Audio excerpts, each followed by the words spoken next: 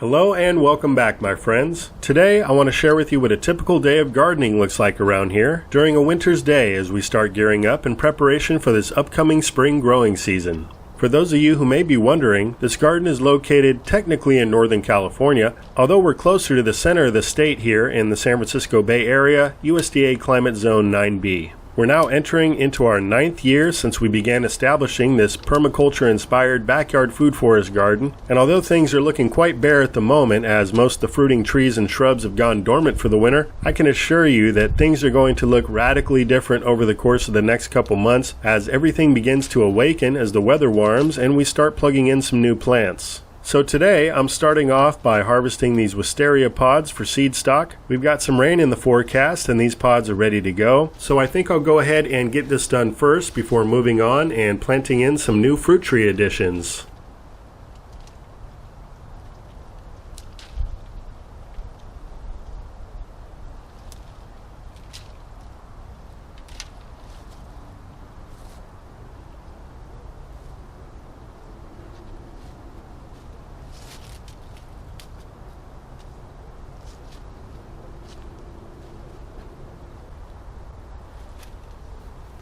So here's a closer look at the wisteria pods and the seeds inside.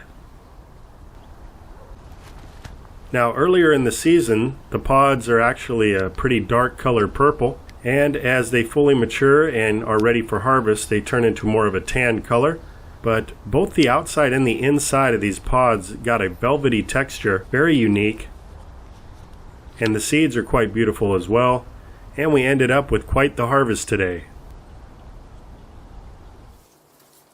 Alright, so now that we're done with that task, I'm going to start to plug in these fruit trees that I just picked up the other day at my local nursery.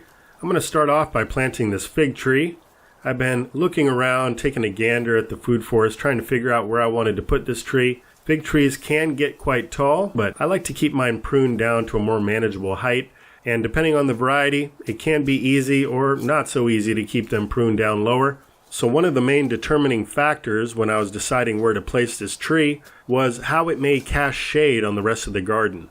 I am opting to plant this tree on the southern end of the yard next to this loquat, and it's okay if they cast some shade. I'm not going to allow these trees to get too large, and I'll just be sure to establish some more shade-loving plants right here in front of both these trees. So this spot here should work just fine. We've really got some good soil developing here on this site. It wasn't always this way, I guarantee you. This soil did have a lot of heavy clay, but over the years with the wood chips, the mulching, and just the breakdown of all the different plants, the mycelium coming in, things have really loosened up. The soil has become much more soft and fluffy. There's a lot more organic material worked into the native soil. And at this point, I really don't even need to add any sort of amendments to the soil in order to get it to drain properly. I don't even really need to add fertilizer, although I may put a scoop here or there on some of these trees as I'm plugging them in. Now typically you're going to want to dig your hole about 3 times the diameter of the pot that your tree is coming in, or the root mass, which usually ends up being about a 2.5 to a 3 foot wide hole. I usually don't do it by the book. I found that just plugging these trees in, as long as you get the depth correct, is good enough. With the soil condition the way it is at this point, I'm not too concerned with making the hole that large. Now earlier when I got started and I was dealing with a lot more clay, I definitely wanted to make these holes larger. But at this point I don't feel that there's going to be any issue with drainage, and these roots are going to be able to expand and grow out no problem. But just keep that in mind if you're new to planting fruit trees. Now today I'm going to be using pond water to water in these newly planted trees. It's a great mild source of nutrients. I'm not worried about burning the roots of the plant, but it does have fish waste mixed in with chlorine-free water, so it's a great way to start off a fruit tree. And this is the Excel variety of fig tree that I'm planting today, and this is a green skin fig. I'm a big fan of green skin figs because I found here on my property that the birds tend to leave it alone versus some of the darker skin varieties that when they ripen up turn a dark purple or a brownish tint. I just believe the birds have a hard time figuring out when these figs are ripe as they don't change colors. So something to think about if you're planning on growing figs in your landscape.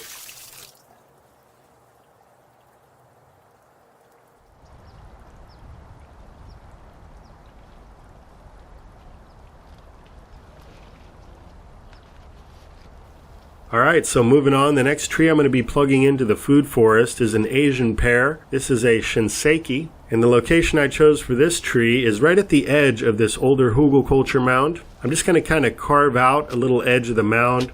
I've got a nice open pathway over here, and again, I'm paying attention to which way the shade is going to cast from this tree. And although things are becoming a bit tighter out here over the years, trying to plug in new varieties, I've still got some available space, and this is going to work out just fine right here.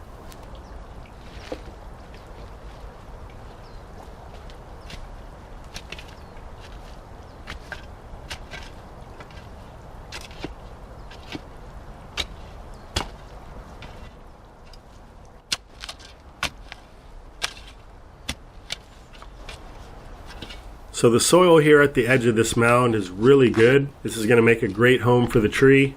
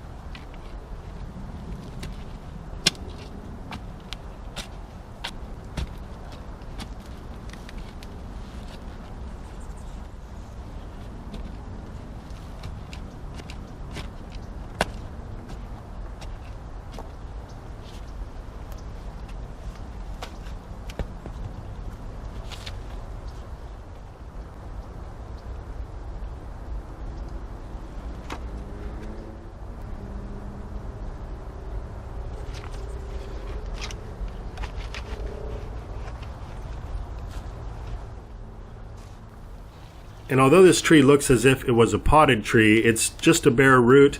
They just put it in a pot with some potting mix just to keep those roots nice and viable. I picked this up a couple days ago. You really don't want to let them sit around too long, and with these rains coming in, this is the perfect time to get it into the ground. So we got some nice healthy roots on this tree. Happy about that.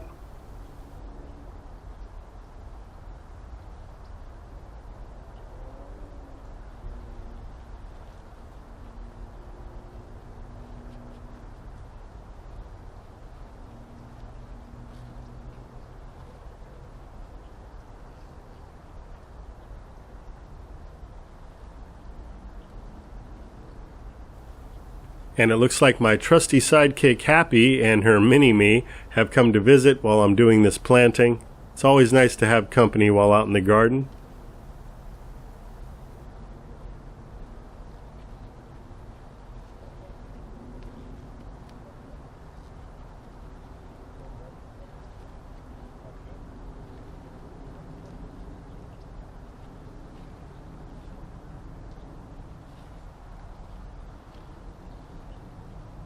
And for this tree, I'm just going to put a little scoop of this granular fertilizer. This is a 233 NPK rated organic fertilizer. Really not necessary, but I've got it on hand, so why not just put a little extra there for the tree. And I'm just going to take some of these decaying comfrey leaves here and put it around the base as well. Just help to create a bit of a pocket to allow any moisture to just soak down to the roots of the tree. And as it breaks down, it'll add more nutrients to the soil for the tree to take up.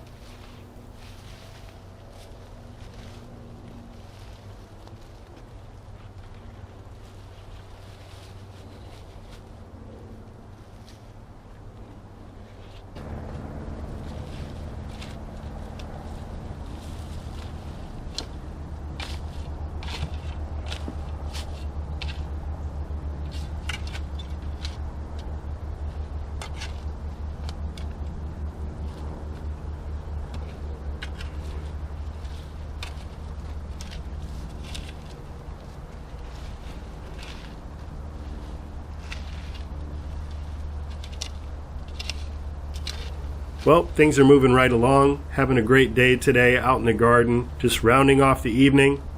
What do we got here?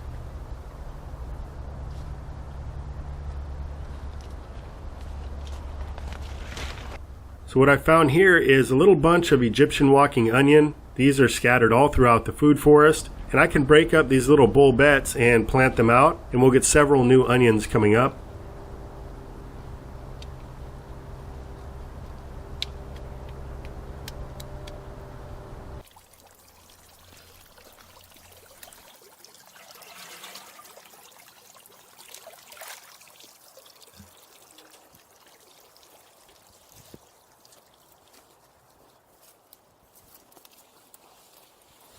My favorite way to get the soil all around the roots of a newly planted tree is to really just water it in very well. And again, we've got some good drainage over here, so I'm happy with that.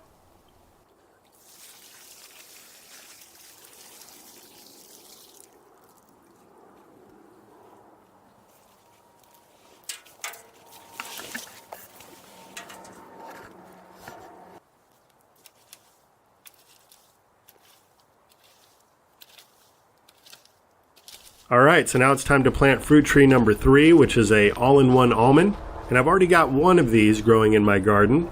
And I think, but I'm not 100% sure, that I'll be removing that tree. I'll talk more about that in a future episode. But this spot here should make a great home for the all-in-one almond, which appreciates a bit more room to spread out and be happy.